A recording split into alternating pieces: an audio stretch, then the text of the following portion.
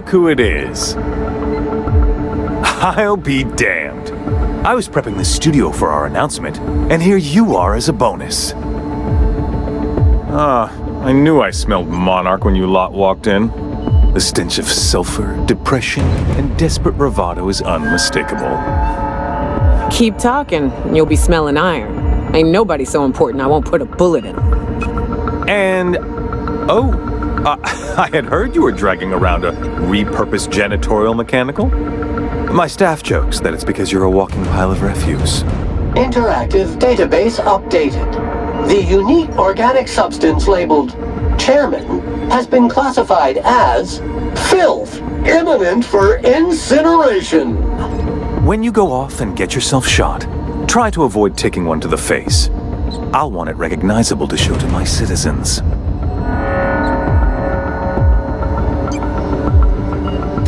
Haven't you heard? Phineas is working for us now. It took some doing, but employing an efficient management strategy of putting our guns to his head seems to have done the trick.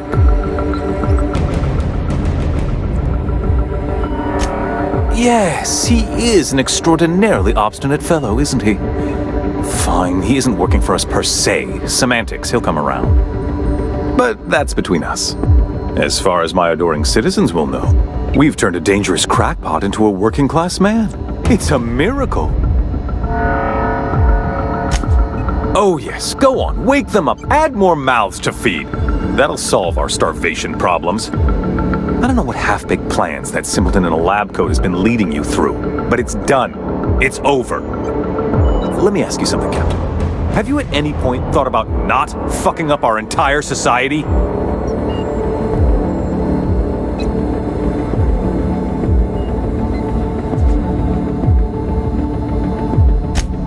If I and my people can ride it out in luxury and happiness, yes, I would. I don't know if you've noticed, Captain, but Halcyon's pretty much a lost cause.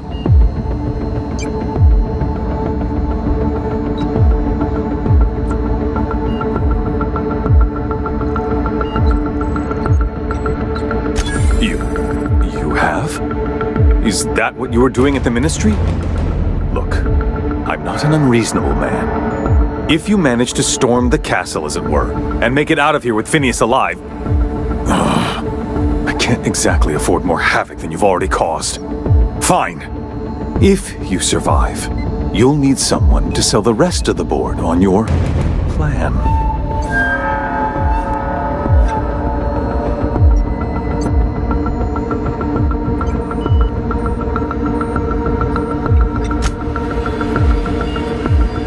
I've got work to do.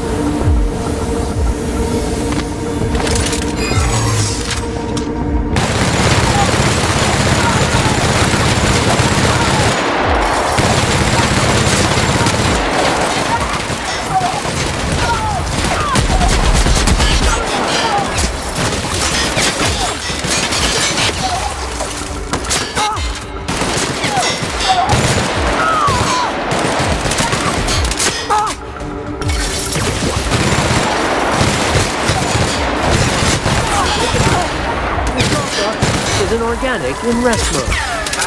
To your left!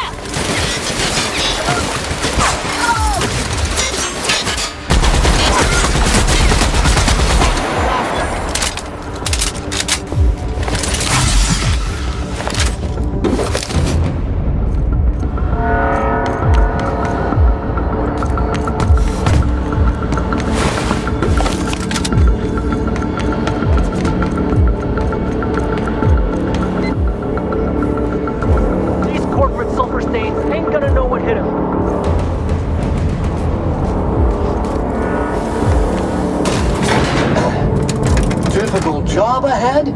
Consider equipping a pack of Sam's Special Solvent Stainout Remover. It's ruthless on residual blood splatter.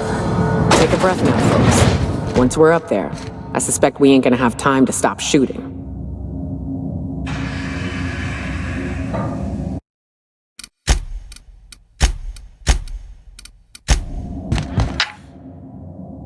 Captain, you have an uncanny talent for complicating my life.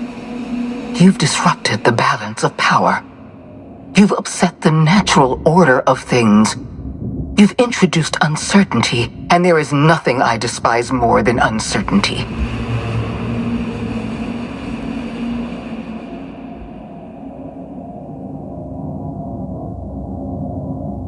Typical.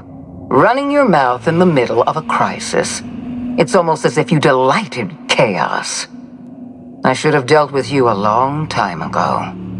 You were always too dangerous to leave unchecked.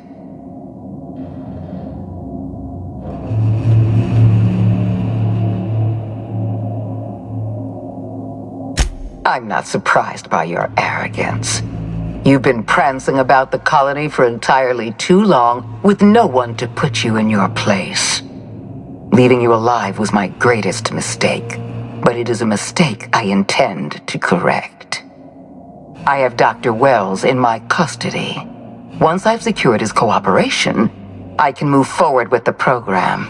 I can repair the damage you've done. I can set things right.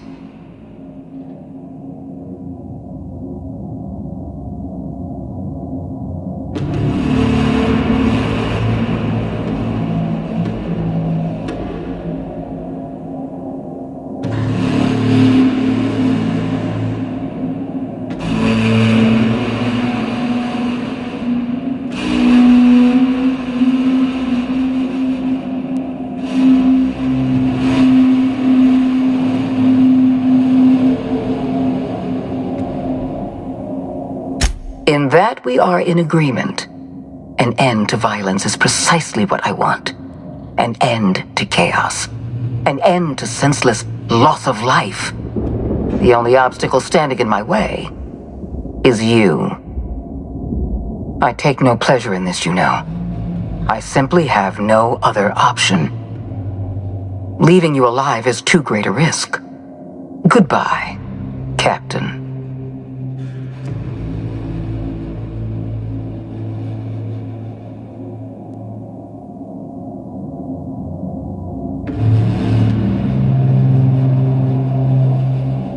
Fair enough. I'm giving you exactly one chance to parley with me.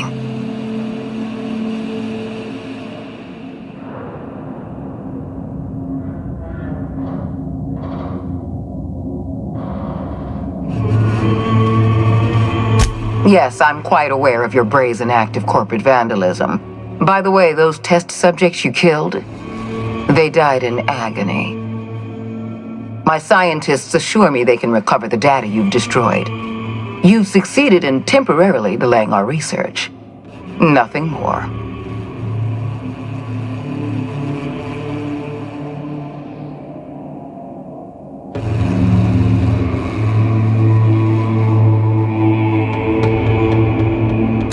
That isn't true. It can't be. You're trying to manipulate me. That experiment was absolutely essential to the program. My scientists assured me they were close to a breakthrough. They gave me their word.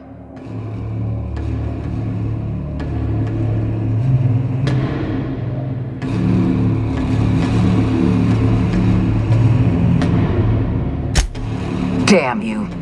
You are telling the truth.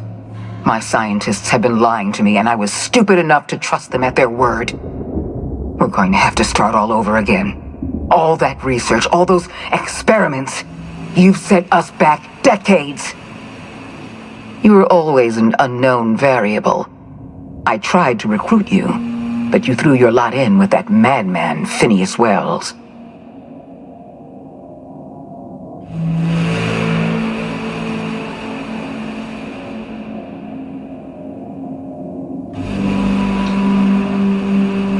This prison is equipped with an automechanical warden. I've had it programmed to eliminate you on sight and rinse your remains down a drain. And don't worry, I will inform Dr. Wells that you died heroically or something.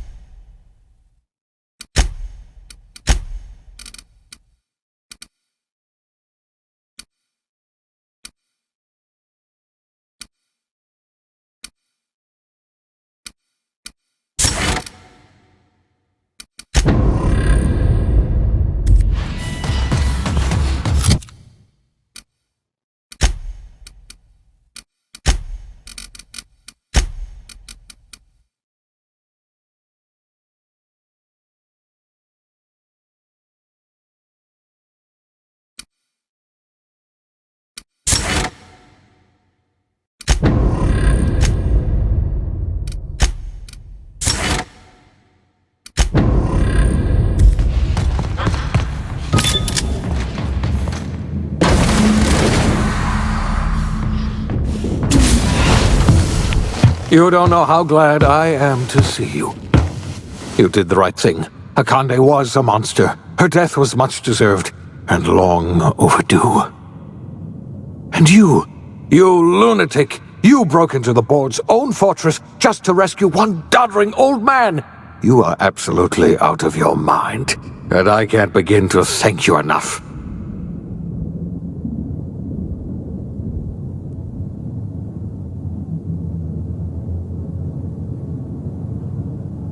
Ah, all in a day's work for you, huh?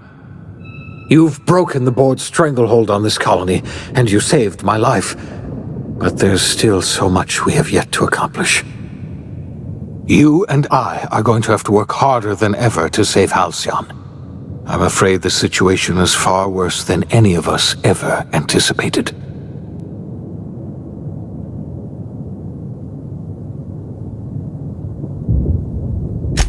Theatrics! Merciful law, I wish I were exaggerating. Earth has gone dark. We haven't received a single message in 3 years. There's been no communication, no signals, nothing. 2 years ago, the Earth's Directorate's frigate disappeared on their way back to Earth. We don't know what they discovered when they arrived, or if they arrived at all. So we've got to make do on our own. Seems to me that'll make us stronger in the end anyhow. You're quite right. We've got no choice but to make do on our own. We're in serious trouble, my friend. Do you know what this means for Halcyon? We can't rely on Earth for support anymore. We've been cut loose. We're entirely on our own. Yes, we do. You've done a marvelous thing. You've succeeded where anyone else would have failed, including me. We must begin the revival process immediately, starting with the Hope's brightest minds, and then we're going to fix this damn colony, one problem at a time. We're going to need a leader, and I can't imagine a better person for the job than you. What do you say, old friend? Will you help us?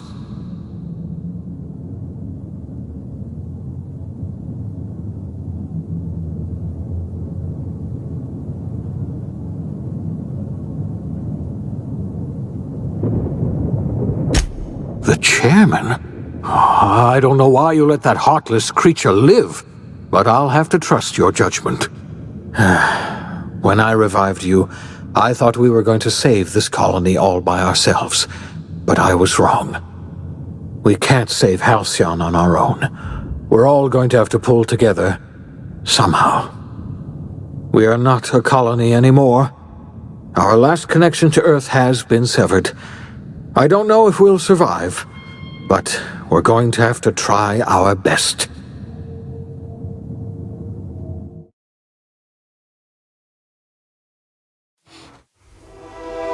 The OSI teaches that everything in the universe happens according to the grand plan.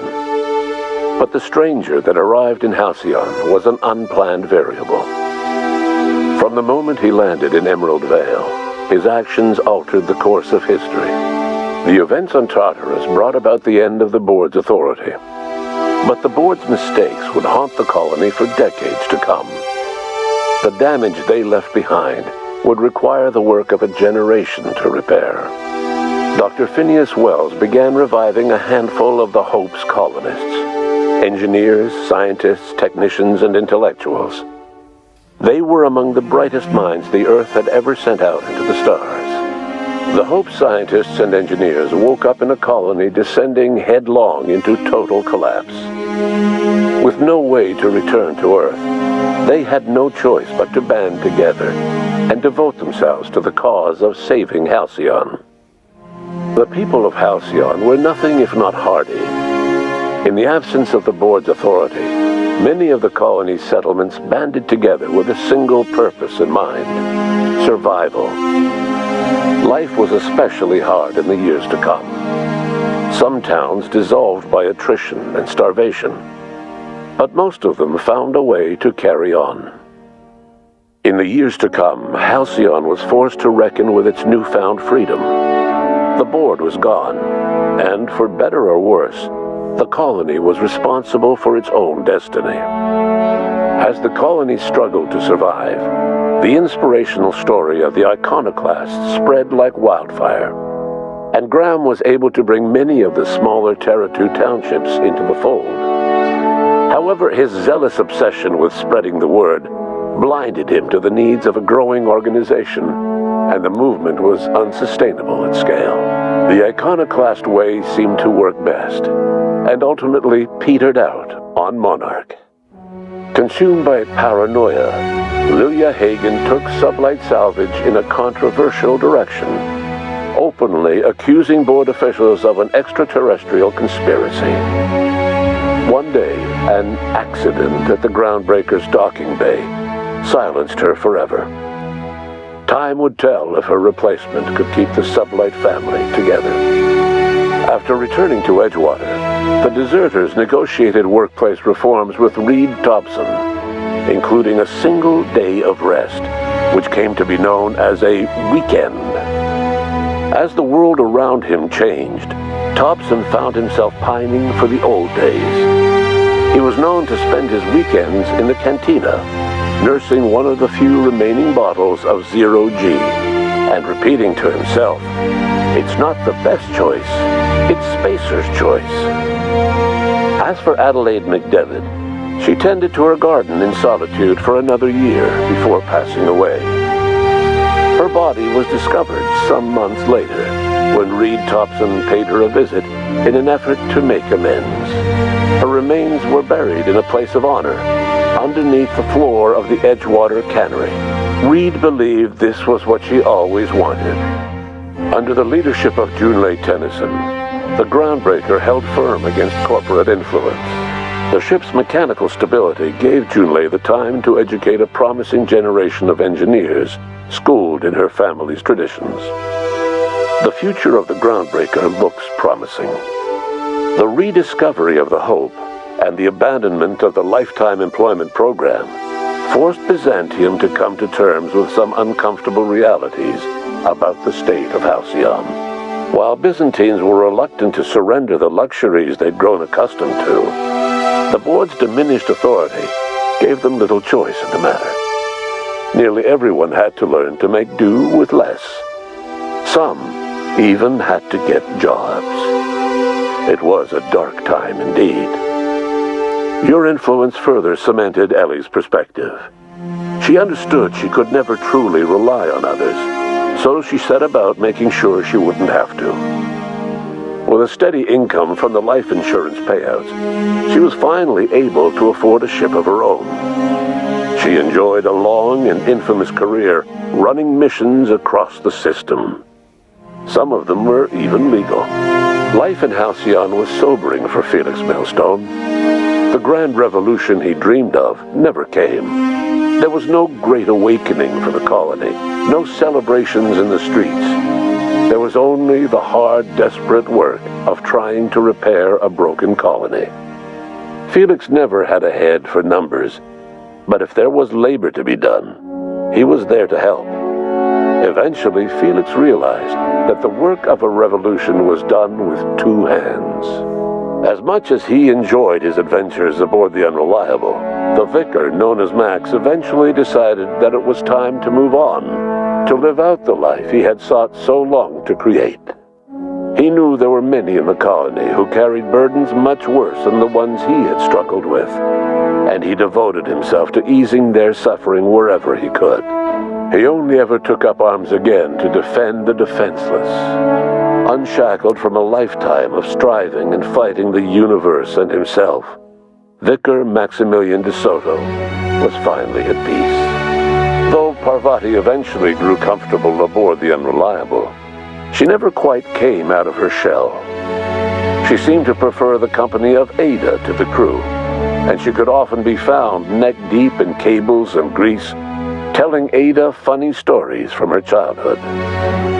While the colony fell into chaos, she found an island of relative peace with Ada, and they formed an unusual bond. She decided to remain aboard the Unreliable permanently, as its chief and sole engineer. Nyoka returned to Monarch to take another crack at making a permanent life for herself. She formed the Charon Group, a mercenary outfit of ragtag survivalists and wilderness experts. Anyone in need of a guide, or just looking to throw back a beer and swap stories, could find her camping on the trail, or clearing an infestation. The SAM unit that accompanied you spread awareness of the product line's superior sanitation and maintenance capabilities across what was left of the colony. This led to a boost in SAM unit sales. Did you know that SAM units are the longest-lasting, toughest-acting cleaning solution in Halcyon? Minister Clark was released from house arrest, and his contact with you gave him a sense of renewed purpose and vigor. Once it became clear that no help would be coming from Earth, he threw his considerable efforts and talents into helping Halcyon manage the crisis before it. Chairman Rockwell served as the public face for the changes in Halcyon to come. Whenever you needed strings pulled or a voice to sell a policy change, Rockwell was only too happy to oblige. As for Dr. Phineas Wells, he spent his remaining years in his orbital lab. Though he was always haunted by the failures of his past, he was determined to make things right by building toward the future. Dr. Wells was able to revive many more scientists and engineers than he first expected, thanks to the additional batch of chemicals you stole from the Ministry. Wells never forgot about the human lives that were lost in acquiring these chemicals. The revival project was hard and painful work, but in the end, despite limited resources, over half the Hope's colonists were successfully revived. Even after Wells passed away, the Hope scientists and engineers worked night and day to pull Halcyon from the brink of collapse. Their efforts continue to this day, which may be reason enough for optimism. Dr. Wells laid the groundwork for the project to save the colony, but he would never live to see the fruits of his labor. He passed away a few years later. His work was carried on by the scientists and engineers he revived. Life will never be the same in Halcyon. It is widely agreed that the colony has a chance of stabilizing within a generation, owing to the hard work and determination of the surviving colonists. Recovery is a distant goal, and the path is long and uncertain. But the people of Halcyon carry on, determined as ever. And what about you, the unplanned variable in the history of Halcyon? You brought an end to the chaos on Tartarus, and made Chairman Rockwell your own puppet, a role he was all too eager to play. The colony never realized you were the true power behind the new administration. By acting vicariously through agents and third parties, you controlled Halcyon from the shadows. As a result, Halcyon survived the turbulent years that were to follow. No one knows what's happened to Earth, and no one knows what the future has in store for Halcyon. All we know for certain is this: the name of the Unreliable and that of its intrepid captain will remain the subject of countless stories for years to come.